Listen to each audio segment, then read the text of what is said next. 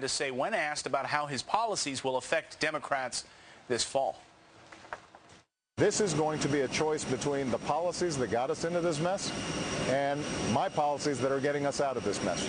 And I think if you look at the vast majority of Americans, even those who are dissatisfied with the pace of progress, they'll say that the policies that got us into this mess, we can't go back to.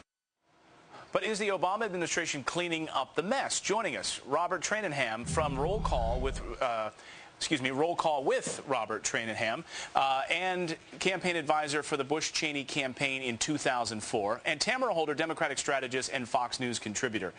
Thanks for joining us this morning. Robert, let me begin with you. Is this a referendum on the president? And come November, will voters make that decision between his policy of stewardship and what got us into this mess?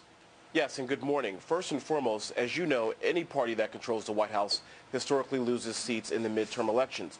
What's different, Clayton, about this campaign season is that the intensity on the Republican side is much higher than ever before. It kind of feels like 1994, where there's a large majority of individuals out there that are just not happy with the president's and policies, including the president's base, which are Democrats. When you take a look at the Democratic Party, when you ask them specifically, are you pleased with the president's BP oil spill? Are you pleased with the president's health care plan? Are you pleased with the economic progress or the lack thereof in this country? The majority of Americans, both Republican and Democrats, say absolutely not. And that's the question, Clayton, is whether or not folks are really happy with the direction of this country. And according to the polls, they're not. Yeah, let's take a look at one of those polls right now. How will Obama's policies affect your vote for Congress? Tamara, take a look at this. Obama support for the opposition, 33% support for Obama, 41% for the opposition. What do you make of that poll, Tamara?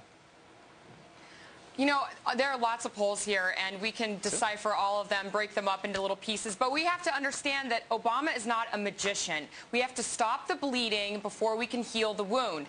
And we're looking at health care reform. We're looking at financial reform. We're looking at all of these problems that Obama did walk into. He's not in denial about it. He's not delusional about the future. All he's trying to do is say, look, we have these problems in the past. We need to fix them, and then we can move forward. But we cannot move forward unless we fix what he was given, Robert, which was a broken economy. He was given a broken economy, Robert, but he's had 2 years now on his watch. Is that a fair argument anymore? No, it's not. And the reason why, well, yes, the argument is fair that he was given a broken economy. But listen, that was 19 months ago. And when you take a look at the massive deficit spending that we have been spending over the last 18 months, you cannot make the argument that this is Bush's mistake anymore.